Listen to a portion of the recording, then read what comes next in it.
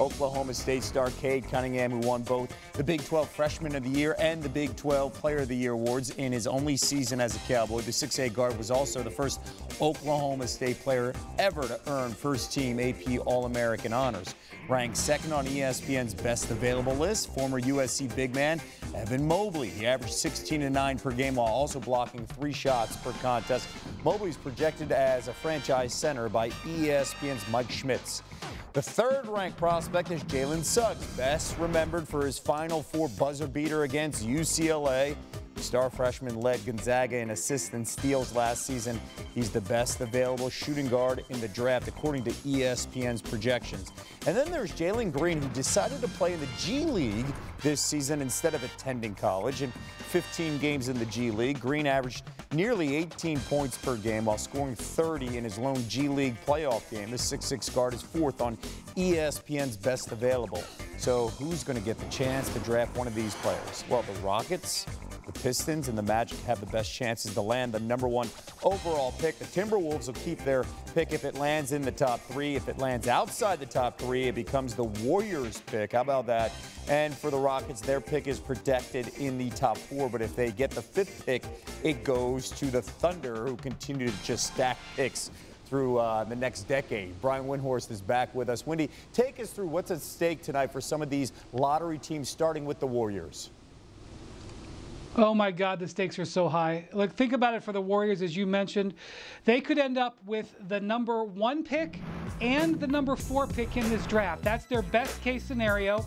It's not a great chance for the #1 pick. In fact, only a 2% chance to get into the top 4. But if the Timberwolves fall out of the top 3, they get that pick. On the bottom end, they could just have the 14th pick. So think about that range, 1 and 4 or just 14. Huge, huge moment for them, not only to get a couple of franchise players, potentially to get trade fodder where they could open up the opportunity to trade for a big name player.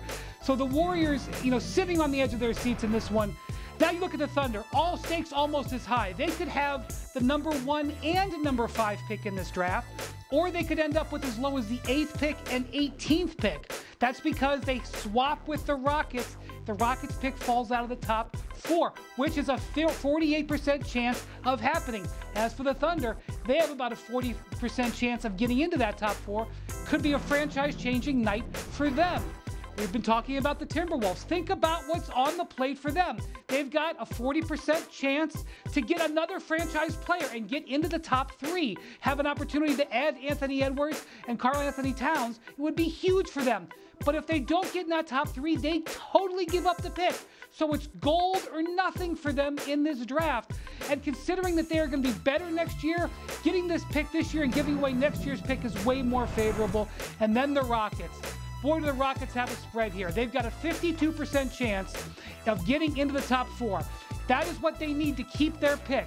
If the other 48% happens and they fall to 5, they've got to swap the pick back to #18. So they're looking at a top 4 pick, a franchise player, and jumpstarting their rebuild, or drafting all the way back at 18. So I didn't even bring up the Bulls, Kevin, who have a 20% chance of getting in the top 4 or losing their pick. Such an array of opportunities. Somebody could hit absolute gold tonight, especially with the top talent in this draft. Thanks for watching ESPN on YouTube. For live streaming, sports, and premium content, subscribe to ESPN+.